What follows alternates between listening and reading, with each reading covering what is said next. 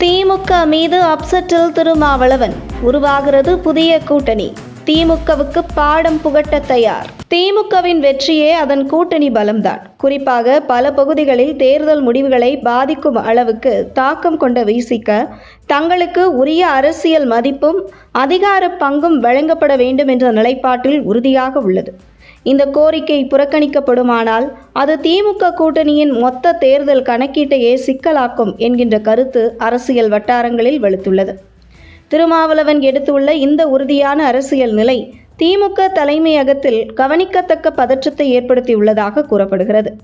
அதே நேரத்தில் தமிழக வாழ்வுரிமை கட்சியின் தலைவர் வேல்முருகன் திமுக கூட்டணியை விட்டு வெளியேறி இருப்பது தற்போதைய அரசியல் சூழலில் முக்கியமான திருப்பமாக பார்க்கப்படுகிறது. தங்களுக்கு குறைந்த அளவில் மட்டுமே தொகுதிகள் ஒதுக்கப்பட்டதாக எதிர்ப்பு தெரிவித்து அவர் எடுத்த இந்த முடிவு மற்ற கூட்டணி கட்சிகளுக்கும் ஒரு எச்சரிக்கை சின்னமாக அமைந்துள்ளது. இதேபோல் கூடுதல் இடங்களை கோரி சில சிறிய கட்சிகளும் தங்கள் நிலைப்பாட்டை கடுமைப்படுத்தி வருகின்றன. இக்கட்சிகள் ஒருங்கிணைந்த முடிவை எடுத்தால் அது திமுகவின் தேர்தல் வியூகத்தில் பெரிய தாக்கத்தை ஏற்படுத்தக்கூடும் என்பதில் மாற்று கருத்து இல்லை.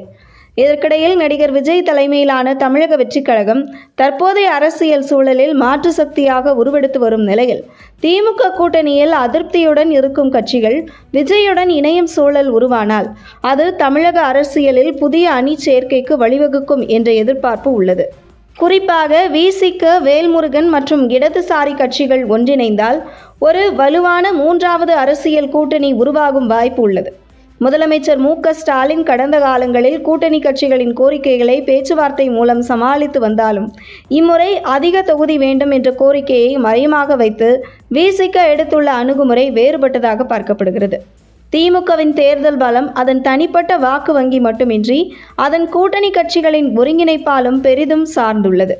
அந்த ஒற்றுமையில் பிளவு ஏற்படும் சூழல் உருவானால் 200 தொகுதிகளை இலக்காக கொண்ட திட்டம் சவாலாக மாறக்கூடும். குறிப்பாக வடக்கு மற்றும் கடலோர பகுதிகளில் கூட்டணி கட்சிகளின் ஆதரவு இல்லாமல் முன்னிலை பெறுவது திமுகவுக்கு கடினமான ஒன்று. இந்த நிலையில் 2026 சட்டமன்ற தேர்தல் தமிழக அரசியல் அமைப்பில் முக்கியமான மாற்றங்களை உருவாக்கக்கூடிய சக்தி திருமாவளவன் கையில் உள்ளது.